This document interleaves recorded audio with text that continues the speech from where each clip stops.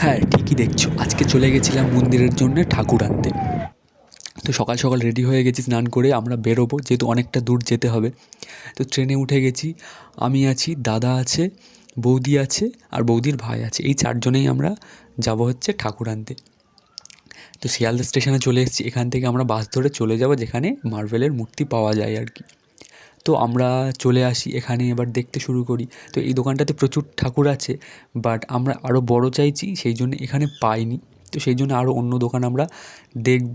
এখানে তবু ঢুকলাম, দেখি পাওয়া যায় কি না। তো বললো না, তেমন বড় ঠাকুর নেই। তো এখানেও এলাম, এখানে দেখলাম কিছু ঠাকুর তৈরিও হচ্ছে। তো সেগুলোও তোমরা দেখো কীভাবে তৈরি করে আর কি। তো আমি আগেও দেখেছি, বাট তবু দেখলাম আর কি দাঁড়িয়ে কিছুক্ষণ। তো ওখানে তেমন পাওয়া যায়নি। তো এই দোকানটাতে আসি, এখানে প্রচুর স্টক আছে। তো এখান থেকে আমরা আর কি দেখবো ঠাকুর পাওয়া যায় কি ঠিকঠাক।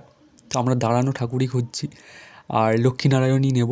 তো সেই জন্য খুঁজছি, এইখানে প্রচুর ঠাকুর আছে। তো এখান থেকে আমরা, এই ঘরটাতে ছিল অনেকগুলোই, তো এখান থেকে আমরা নিলাম এই দুটোই। আমরা লাস্টে বেছে বেছে ঠিক করেছি আর কি।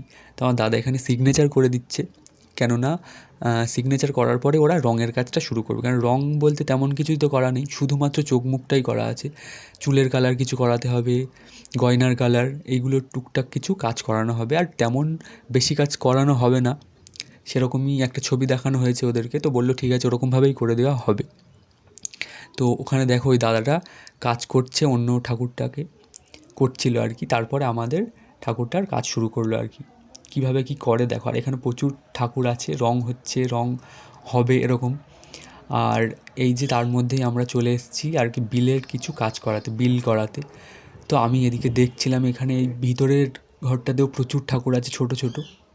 তো ওরা বললো ঠাকুর কমপ্লিট হয়ে গেছে। তো দেখতে এলাম, দেখলাম কিছুটা ফাঁকা ফাঁকা আছে। তো তার জন্য আমরা বললাম যে আরও কিছু কাজ করিয়ে দিতে হবে।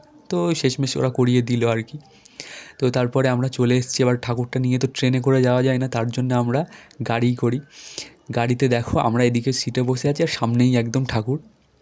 তো এইভাবেই আমরা নিয়ে যাচ্ছি আর কি ঠাকুর, যেহেতু ট্রেনে নিয়ে যাওয়া যাবে না।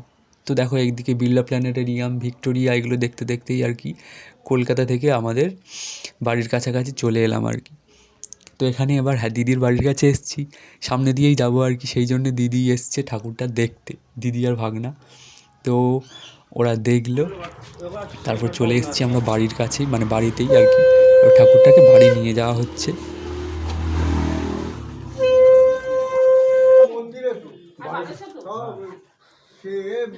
তো দেখো বাড়িতে তো লোকজন আসবেই দেখতে আর কি, এখানে ওই জন্যে বারান্দাতে আপাতত রাখা হয়েছে, সবাই দেখছে। তো তারপরে চলে আসে আমার ঘরে। তো থাকবে আপাতত এইখানেই, কেননা মন্দিরের কাজ কিছু বাকি আছে। তো সেটা কমপ্লিট করলেই চলে যাবে মন্দিরে। তো চলো টাটা, আজকের মতো এই পর্যন্ত।